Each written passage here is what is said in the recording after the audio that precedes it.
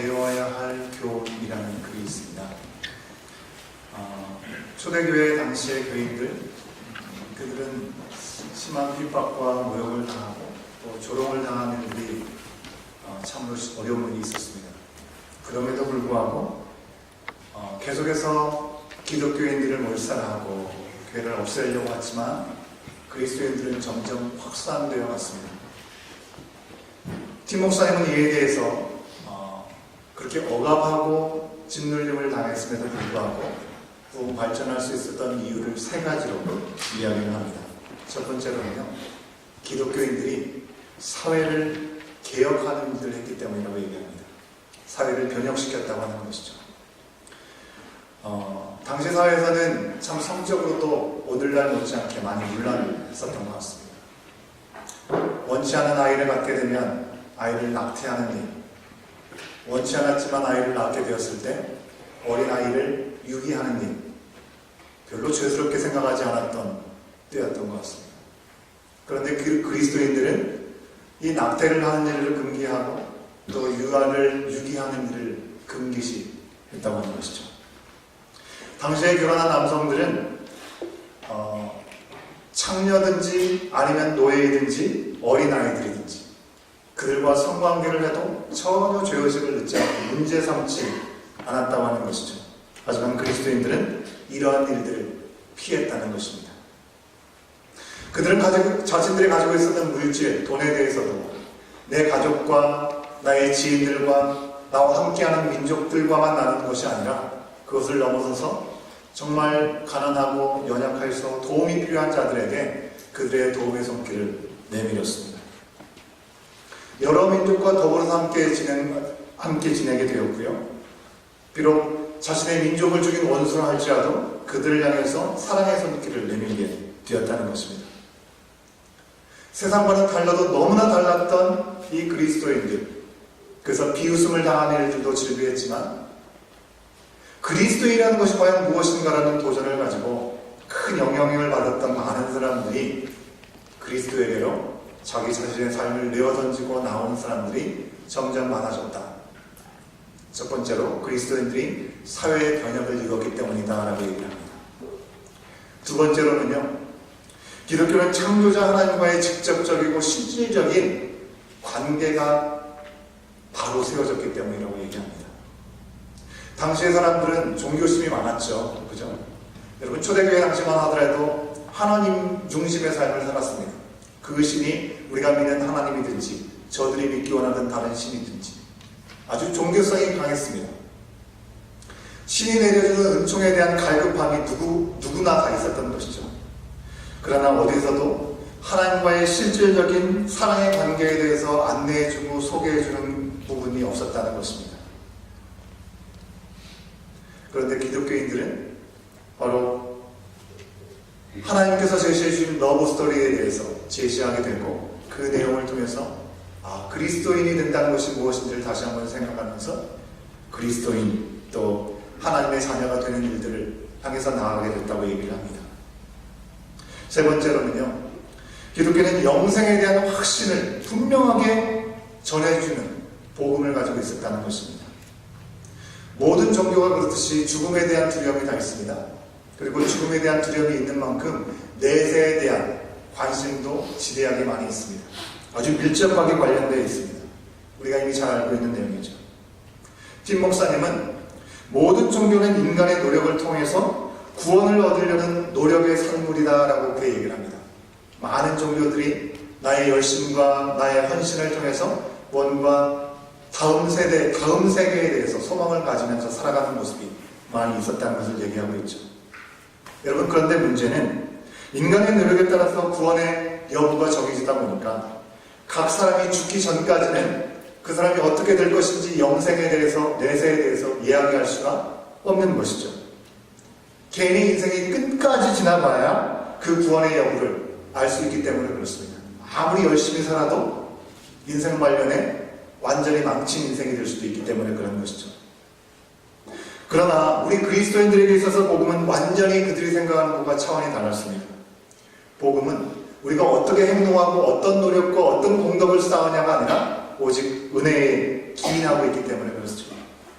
우리 인간의 행위가 아니라 그리스도께서 행하신 그것을 믿는 믿음으로, 그것을 믿는 그 은혜로 말미암아 하나님의 백성, 천국의 백성이 될 수 있다라는 것입니다. 그러기에 그 믿음의 고백만 갖게 되면 온전한 천국의 백성, 영생을 누릴 수 있는 것에 대한 확신을 가질 수 있게 되었던 것입니다.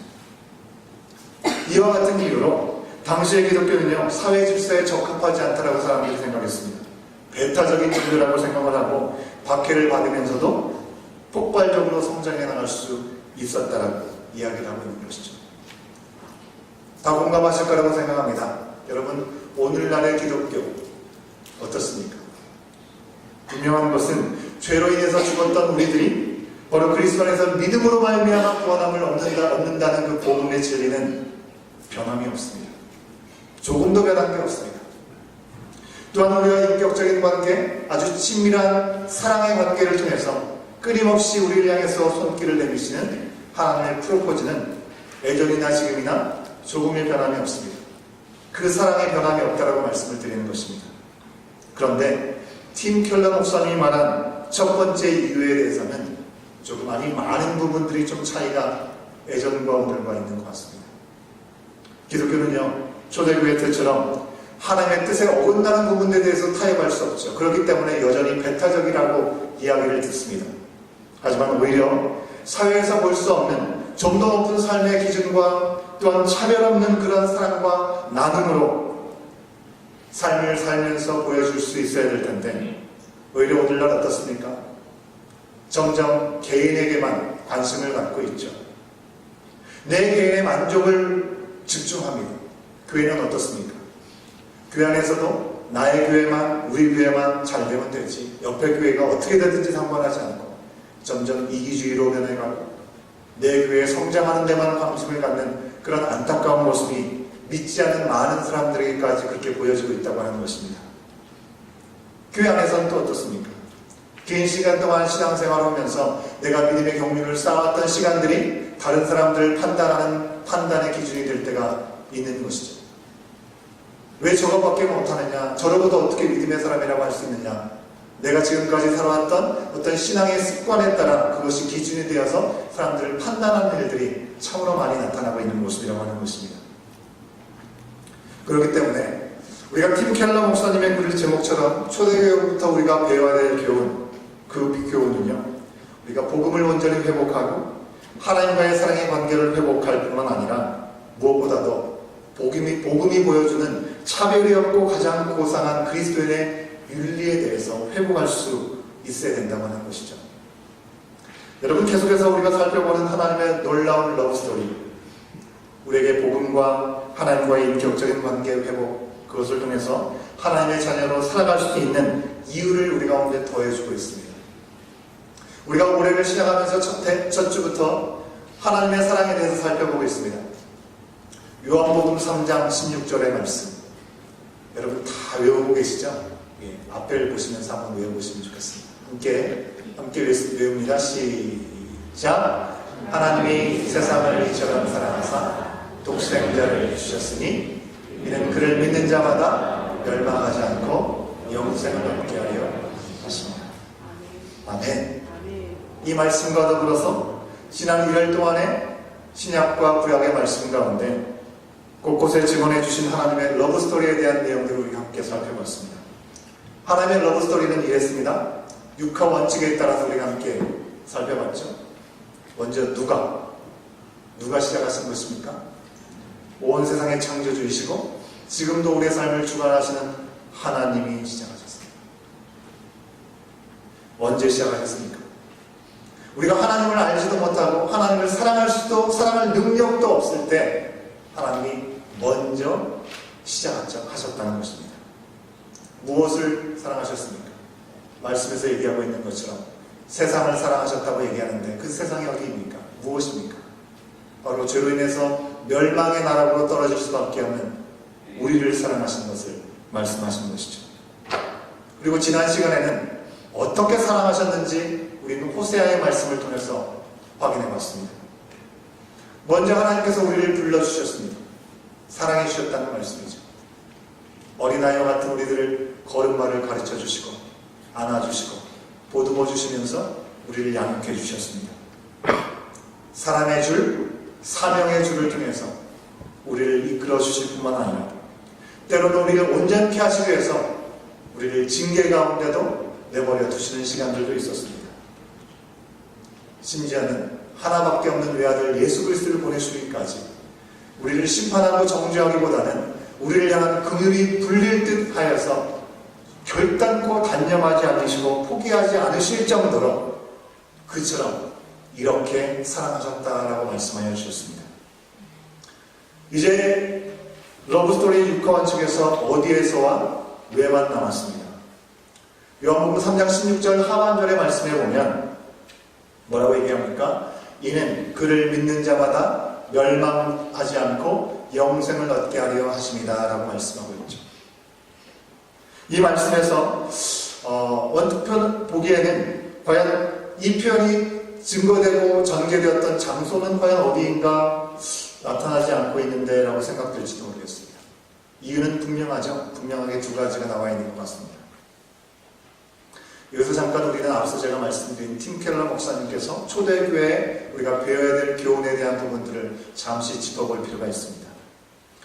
팀 목사님의 말, 초대교회의 폭발적인 성장을 이룰 수 있었던 세 번째 이유는 영생에 대해서, 바로 구원에 대해서 확신 있게 전달했던 이유였던 것을 말씀드렸죠. 다른 종교는요, 죽은 후까지 구원의 여부를 결코 알 수가 없습니다. 그런 입장이었습니다. 사실 죽은 후에라도 우리가 분명히 그 사람이 천국에 들어가는지를 확신할 수는 없습니다. 그저 그 사람이 살아왔던 인생을 돌아볼 때 저 사람은 법 없이도 살 사람이었지, 선을 많이 했기에 천국에 갔을 거야 라고 우리 스스로가 기대를 할 뿐이죠. 확신할 수는 없습니다. 그러나 기독교는 어떻습니까?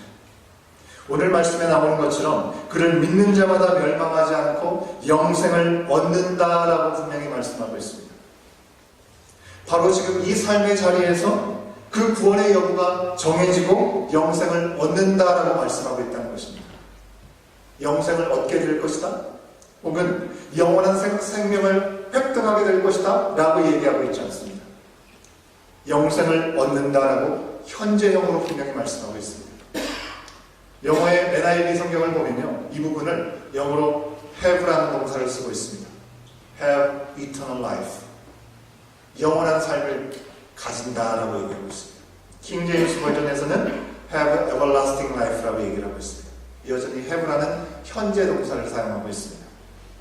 즉 하나님의 러브 스토리에서 네 사랑의 전개는 미래에 이루어질 것이다, 그게 아니라는 것입니다. 여러분, 요즘 정말 너무나 많은 영화들, 드라마들이 쏟아져 나오고 있죠. 많은 드라마들, 한국 드라마들이 인기가 있어서 수출도 많이 되고요, 그러는 것 같은데요. 요즘 드라마를 보게 되면 조금 트렌드가 있는 것 같습니다. 예전에는 그 드라마의 결말이 분명하게 우리 가운데 제시가 됐습니다. 마침표를 찍듯이 해피엔딩으로 마무리되는 것들을 우리가 볼 수 있었는데요. 요즘 드라마는 좀처럼 이 해피엔딩으로 점을 찍어서 마무리 짓고 있는 드라마들을 잘 보지 못합니다.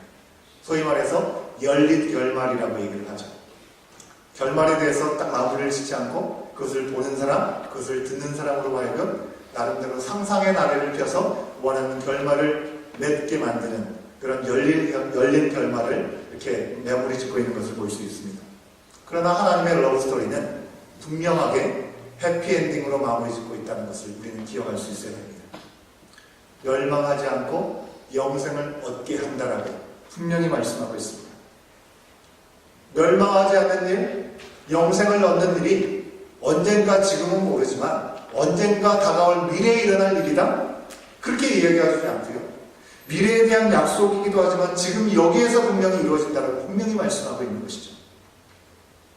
그러므로 우리가 하나님의 이 러브스토리에 대해서 어디에서라고 묻는다고 한다면 우리는 바로 지금 여기에서라고 대답할 수 있습니다.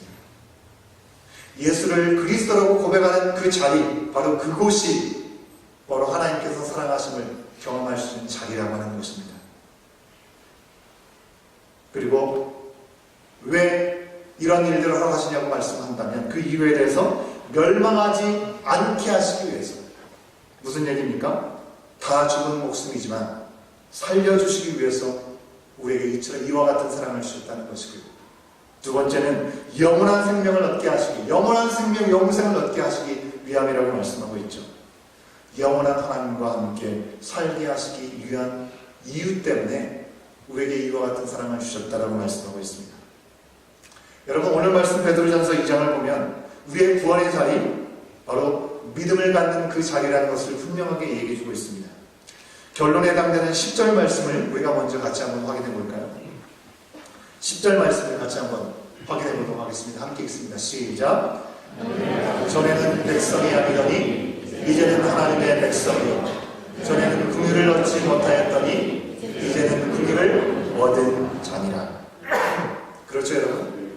이 말씀에서 무엇을 얘기합니까? 언젠가 하나님의 백성이 될 것이다 라고 얘기하고 있지 않습니다. 이제는 하나님의 백성이다 라고 얘기하고 있습니다.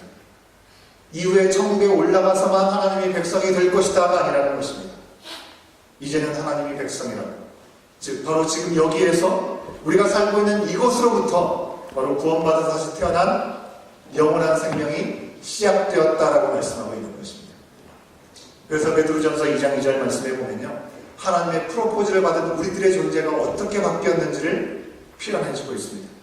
이제 사랑의 관계가 시작된 우리와 하나님 앞에 우리는 갓난아이와 같다라고 얘기하고 있는 것이죠.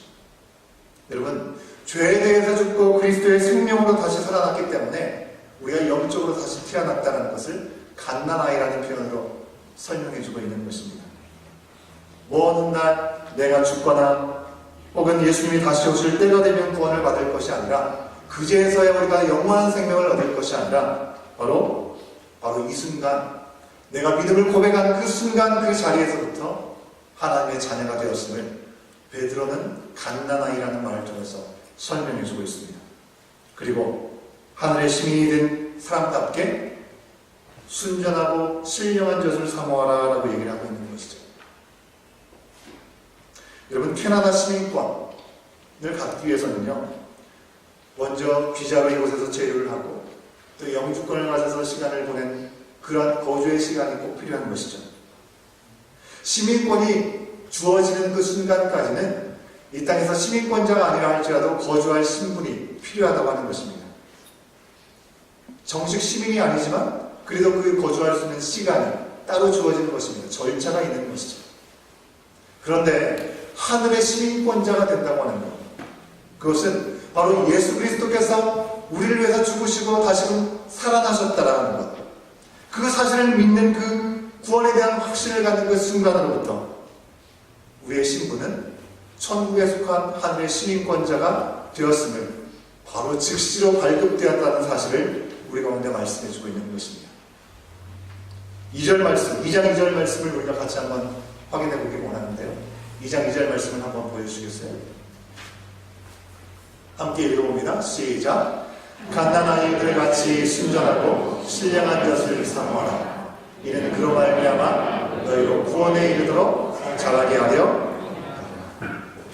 여러분들, 가난한 아이들 같이 순전하고 신령한 젖을 사모하라고 말씀하고 있습니다. 그런데 이어지는 말씀을 보니까 그로 말미암아 너희로 구원에 이르도록 자라게 하려 합니다 라고 이어지는 말씀이 기록되어 있습니다. 여러분, 이 말씀을 어떻게 이해하십니까?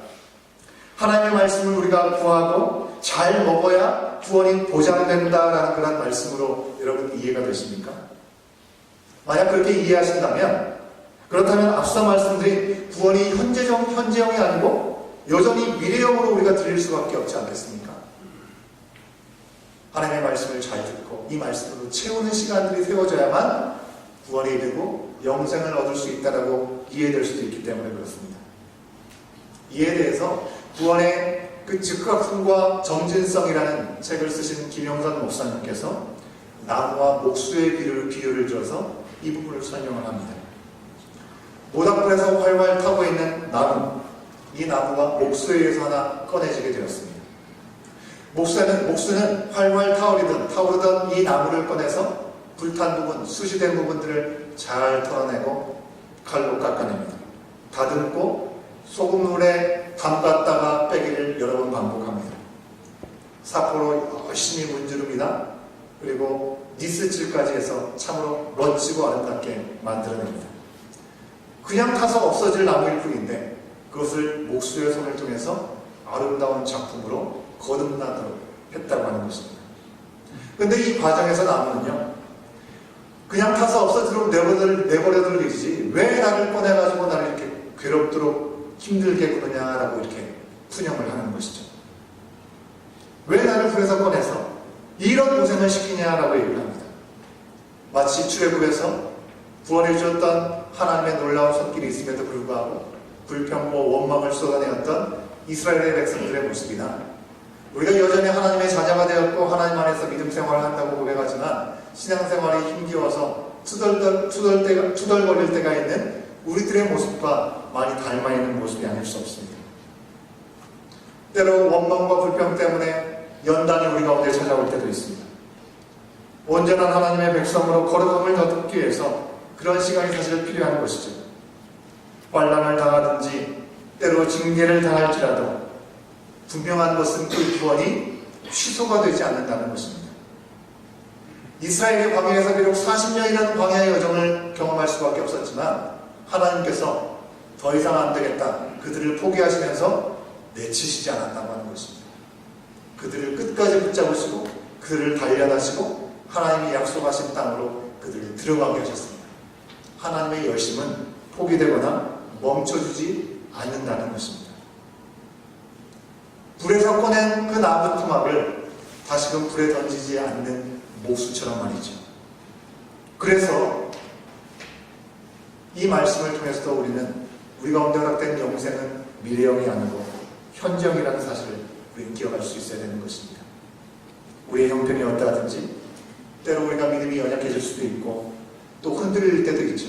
그때에도 우리가 바로 있는 그 자리에서 구원은 여전히 현재 진행으로 흘러가고 있는 것이고 바로 지금 여기에서 여전히 하나님의 백성이고 긍휼히 여김을 받는 하나님의 사람이라고 베드로서를 통해서 오늘도 우리 가운데 말씀해주고 있는 것이죠. 여러분, 구원은 끝이 아니라 시작이라고 얘기하고 있습니다. 하나님의 백성이 되었으니 이제 다 끝났다. 혹시 여러분 그렇게 생각하시는 분이 계십니까? 덕거리 하듯이 어떻게 해서든지 구원은 받아야겠는데 하나님의 자녀가 되었으니 이제 내 마음대로 내가 하고 싶은 대로 살리라. 그렇게 얘기하는 분들도 있습니다. 참으로 어리석은 고백이 아닐 수 없죠. 이단 중에 구원파가 그런 삶을 살지 않습니까? 구원받았으니 이제 더 이상 내가 어떻게 살든지 상관없다. 죄를 지어도 상관없다라고 생각하는 이들이 어리석은 그들의 모습인 것이죠. 여러분, 우리가 찬양하는 찬양 가운데 은혜로다라는 찬양 여러분 기억하시죠? 은혜로다. 어떻게 시작하죠? 시작됐네 우리 주님의 능력이 나의 삶을 다스리고 새롭게 하네 자유하네 죄와 사망으로부터 나의 삶은 변하거나 충만하네. 우리 가운데 충만한 은혜가 시작된 줄로 믿습니다. 여러분, 우리의 구원은 정말 우리가 생각하지 못했던 다른 차원의 삶으로 우리를 안내하는 그 은혜의 출발점이라고 하는 것입니다. 우리가 하나님의 나라와 온 세상의 왕이신 하나님의 다스림을 받고 영원한 생명으로 새롭게 살아가는 것은요, 여러분 속지 마십시오. 이미 시작된 줄로 믿습니다. 이런 우리의 삶이 결코 죄와 죽음에 얽매이지 않도록, 전과 똑같지 않도록 하나님은 우리를 내버려 두시지 않습니다. 앞에 소개한 대로 초대교회가 당시에 윤리의 기준을 넘어설 수 있었고 상식이 넘는 사랑과 나눔의 일들을 실천할 수 있었던 것은 그들이 우리가 하나님의 사람이 되었으니 우리의 열심을 다해서 이렇게 해보자 그래서 된 것이 아니고 그들의 존재 자체가 변화되었다는 것을 깨달았기 때문에 가능했던 것입니다. 하나님의 자녀요, 천국에 속한 하나님 나라의 시민이 되었음을 그들이 알았기 때문이라는 것입니다. 그러므로 사랑하는 여러분, 멸망치 않고 영생을 얻는다는 것, 그것은요 인생의 어떤 역전의 순간과 같이 어느 시점에 한번 놀랍게 폭포수처럼 부어지는 은혜를 경험한 과거의 시점 그 순간만이 아니라고 하는 것입니다. 내가 과거에 참 놀라운 은혜를 경험한 시간이 있었는데 그때에 대해서 추억하고 그때의 시간이 돌아오기만을 그렇게 기억하는 것을 하나님 원하시는 것이 아니라는 것입니다. 또 잘 준비되고 보장된 노후의 어떤 삶처럼요, 언젠가 예비된 미래의 삶 또한 아니라는 것입니다. 그것으로 머물러 있는 것이 아니라는 것입니다. 지금 바로 여기에서 우리에게 허락된 새로운 삶이고 새로운 신분이라고 하는 것입니다. 그런데요, 여러분이 캐나다 시민이 되어신 분들은 잘 아시겠죠? 여러분 캐나다 시민권을 따실 때 내가 이제 캐나다 시민이라는 분명한 공식적인 명칭을 갖게 되었을 때 그 순간으로부터 여러분은 진짜 캐나다 시민이 된 것입니까? 여러분 캐나다 시민권을 갖는다 할지라도 진정한 캐나다 시민이 되기 위해서는 이 땅에 살아가는 사람의 기본적인 언어, 또 이 사람들이 생각하는 가치관, 이 사람들에게 속한 문화, 이런 이 나라에 대한 기초적인 지식들이 같이 동반이 되어야 될 것입니다. 진짜 이곳에서 뿌리박고 살아가는 사람들처럼 되려면 언어와 문화와 삶의 모든 패턴들까지도 단련이 되어야 되는 시간이 필요하다는 것이죠. 캐나다 시민권을 가졌지만 여전히 한국 사람들하고만 만나고 한국 음식만을 즐기고 나보다 나이가 어린 사람들에 대해서 이름을 거론하고 어깨를 툭툭 치는 것에 대해서는 버릇이 없다고만 생각한다고 한다면 아직까지도 캐나다 시민권의 모습을 갖고 있을지 모르지만 생각과 여러 부분에서 어울릴 수 없는 그런 부분이 될 수밖에 없다는 것이죠. 그렇다고 해서 캐나다 시민이 아닌 것입니까? 아니요. 캐나다 시민인 것이 분명한 것입니다.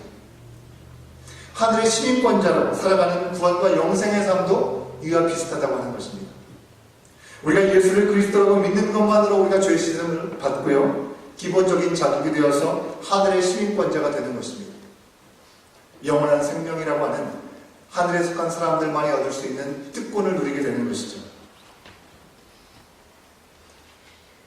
그런데 하늘의 시민권, 그것을 놓고도 여전히 자꾸 세상의 사람들과 함께 세상의 사람들이 바라보는 곳에 시선이 머물고 있고 마음이 머물고 있고 귀가 향하고 있다고 한다면 누가 봐도 저 사람이 하늘의 시민이 맞나? 묻고 싶게 만드는 그런 모습이 나타날 수밖에 없다고 하는 것이죠. 하나님의 자녀다움이 없다고 한다면 어떻게 우리가 하나님께 속한 사람이라고 얘기할 수 있을까요? 그러나 그렇다고 구원과 생명이 그 사람에게서 벗어난 것은 아닌 것이죠. 취소된 건 아니라고 하는 것입니다. 분명히 그것과 비교할 수 없는 더 좋은 혜택을 누리고 더 놀라운 은혜의 삶에 나갈 수 있는 기회가 분명히 있음에도 불구하고 그것을 누리지 못하는 아쉬움과 안타까움이 남아있다고 하는 것입니다. 불 가운데 알몸을 던져서 사라지는 시간 가운데 구원함을 받았지만 하나님의 손에 맡겨지지 않게 되면, 목수의 손에 내 자신을 내어드리지 않게 되면 우리는 하나님의 아들과 딸답게 그리스도로 옷을 입고 천국에 속한 삶을 누리는 삶을 온전히 누리지 못하게 된다고 하는 것입니다. 그저 애정이 좋았다, 힘들고 어렵다, 이렇게 사느니 살아서 뭐하냐라는 생각을 가질 수밖에 없다고 하는 것이죠. 하나님의 자녀가 되어서 우리의 인생의 분명한 이유와 방향과 목적을 잃어버리면 여러분 살아도 정말 사는 것이 아닌 것이죠. 그저 우리가 버틸 뿐이라고 하는 것입니다. 그러기에 베드로는 우리에게 다시 한번 오늘 말씀을 통해서 얘기합니다. 5절 말씀을 통해서 얘기합니다. 5절 말씀을 같이 한번 확인해 볼까요? 함께 읽습니다. 시작. 너희도 산돌같이 신령한 집으로 세워지고 예수 그리스도로 말미암아 하나님이 기쁘게 받으시는 신령한 제사를 드릴 거룩한 제사장이 될지니라. 우리 가운데 거룩한 제사장이 될 것을 얘기하고 있습니다. 이러한 삶이 어떻게 가능합니까? 1절 말씀에서도 얘기하죠. 1절 말씀에 보니까요, 모든 악독과 모든 기만과 외식과 시기와 모든 비방하는 말을 버리라 라고 얘기하고 있습니다. 예수님께서 바로 우리 죄를 위해서 자신의 목숨을 버릴 권세를 가지셨던 것처럼 우리는요, 하나님의 자녀다운 삶을 위해서 우리의 죄의 습관을 버릴 권세가 우리 가운데 있다는 것입니다. 악한 의도를 가지고 있는 것, 그런 척하는 것, 시기하고 비난하는 말을, 그런 습관들을 버려버리라고 하는 것입니다. 베드로는 아주 강하게 우리 가운데 권면해주고 있습니다. 대신에 뭘 가지라고 합니까? 바로 성령이 충만한 신령한 것으로 채워지는 집이 되라고 얘기하고 있는 것이죠. 우리 자신이 하나님의 집, 바로 하나님이 거하시는 처소가 되어서 우리의 삶을 통해서 영광을 돌릴 것을 요청하고 있습니다. 여러분, 결코 쉽지가 않죠. 예수님께서 사람에게 버리시는 것을 버림받는 모습, 그것 또한 쉽지가 않았습니다. 오죽하면 예수님께서 홀로 예수님 하나님 앞에 나가서 기도하실 때 이 잔을 내게서 옮겨달라고까지 고백하셨겠습니까? 그러나 사실 사람들이 예수님을 거절한 것은요, 예수님이 보잘것없는 분이셔서가 아니었습니다. 보배로운 모퉁이 돌로 오셨지만 사람들이 그 말씀을 순종하지 않았습니다. 그저 부딪히는 돌로 여겼고 자기 걸려 넘어지는 바위로 여겼기 때문에 그랬던 것이죠. 우리도 하나님의 프로포즈, 하나님의 짝사랑을 우리가 거절하고 아담 이래로 계속해서 죄악 가운데 머물들어가는, 유혹하는 이 세상 한복판에 우리가 살다 보니 이 세상에서 하나님의 시민권자로 사는 것이 여간 어려운 것이 아닙니다. 하지만 오늘 말씀을 통해서 하나님은 우리 가운데 우리의 존재가 어떻게 바뀌었는지 분명히 말씀해주고 있죠. 9절 말씀입니다. 9절 말씀 함께 확인해 봅니다. 함께 읽습니다. 시작. 그러나 너희는 택하신 족속이요 왕같은 제사장들이요 거룩한 나라요 그의 소유가 된 백성이니 이는 너희를 어두운 데서 불러내어 그의 기이한 빛에 들어가게 하시기에 아름다운 덕을 선포하게 하려 하십니다. 네. 여러분, 우리의 존재가 이와 같이 변했다는 것입니다. 많은 사람들이 이 말씀을 들을 때면 종교개혁자들이 말한 대로 모든 사람들이 제사장이 되었다라는 말씀으로 이해하는 경우들이 참 많습니다. 더 이상 교회 리더십이나 더 이상 목회자가 필요 없다라고 이야기하는 일들도 있습니다. 물론 종교개혁자들이 이야기를 할 때는요, 타락했던 중세교회 교황과 성직자들, 그들의 악함을 짚으면서 우리 모두가 하나님 앞에 나갈 수 있는 존재가 되었다는 것을 이야기하는 것은 분명합니다.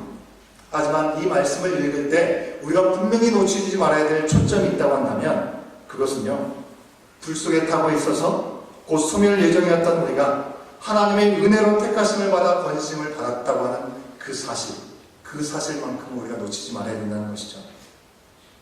한 번의 구원은 영원한 생명의 시작으로 시작되었고요, 하나님은 지금도 단념하지 않은 그 사랑으로 말미암아 불에 타서 다 벗어진, 그리고 없어질 수밖에 없는 나무와 같은 우리를 택하신 족속이라고, 왕같은 제사장이라고, 거룩한 나라이며 그의 소유된 백성이다라고 우리 가운데 말씀해주고 있습니다. 왜 그런 것입니까? 우리를 어두운 데서 불러내어서 기이한 빛에 들어가게 하신 분을, 아름다운 덕을 선포하고 선전하는 역할들을 우리 가운데 주시기 원함이라고 분명히 말씀하고 있습니다. 여러분, 우리의 구원이 먼 미래에만 이루어질 일이라고 한다면 아직 가보지 않은 천국의 삶에 대해서 우리가 어떻게 선포할 수 있겠습니까? 하지만 우리가 고백하는 그 순간 그 자리에서 온전히 임하게 될 것을 말씀하셨고, 그 천국의 시민권자로서의 삶을 누리는 삶을 우리가 경험한다고 한다면 세상에 줄 수 없는 평강과 기쁨과 능력과 감사의 시간들을 경험한다면 담대하게 아름다운 덕을 선전할 수 있는 것이죠. 대단한 것이 아니어도 좋습니다. 여러분. 하나님이 나를 사랑하신다고 하는 그 사실만으로도 우리는 전하기에 충분하다고 하는 것입니다. 특별히 오늘 제주 헌신 예배로 드리는 모든 장로님들과 권사님들과 안수집사님들과 우리 서리집사님들, 우리가 이 직분을 허락받은 것은 영생의 삶을 지원하는 이 믿음의 공동체가 건강하게 균형 있게 온전히 서가기 위해서 부르심을 받은 줄로 믿습니다. 함께 돕고 하나가 되어서 좀 더 그리스도의 사람들과 놀라운 은혜의 사람들이 널리 전해지고 선포될 수 있게 하기 위해서 하나님은 우리를 다시금 세우셨다고 하는 것입니다. 주 안에서 분명히 자랑과 예미에 부인할 수 없습니다. 하지만 우리 안에서 우리의 직분이 자랑거리가 되어서는 안 되겠습니다. 마음 깊숙이 우리 가운데 허락하시고 우리를 부르신 그대가 얼마나 큰지를 다시 한번 기억하면서 낮은 자리, 겸손의 자리에서 언제나 모두 주님께서 하셨던 것처럼 섬겨나갈 수 있는 우리의 모습이 되어야 될 줄로 믿습니다. 온 성도 여러분, 우리가 직분이 없든지 있든지 없든지 우리는 하나님의 놀라운 사랑에 부르심을 받은 러브 스토리의 주인공임에 틀림이 없습니다. 이 놀라운 사랑을 힘써 전하기 위해서 택함을 받은 것이죠. 바로 지금 여기에서 그 사랑을 누리고 또 전하면서 살라라고 하나님은 오늘도 우리 가운데 사랑의 고백을 우리 가운데 주고 계시는 것입니다. 영원한 생명을 사는 사람답게 영원한 하나님의 사랑이 우리의 삶의 기준이 되고 우리의 행동의 모든 이유가 되어야 될 줄로 믿습니다. 우리 가운데 원대한 꿈도 필요하겠죠. 하지만 일단은 이 사랑이 필요한 사람이 누구인지, 내 주위에 누가 있는지, 내가 손을 잡아야 될 자가 누구인지 먼저 돌아보는 것으로부터 우리는 시작할 수 있는 것입니다. 주님, 나의 삶을 새롭게 하시고 부르신 주님, 하늘에 속하여 영생을 소유한 사람답게 나를 살게 하여 주시옵소서. 다시 한번 주님 앞에 내 존재가 어떤 존재인지를 돌아보고 주 앞에 우리 자신을 드릴 수 있는 시간이 될 수 있기를 주 여러분 간절히 축원합니다. 함께 기도하시겠는데요.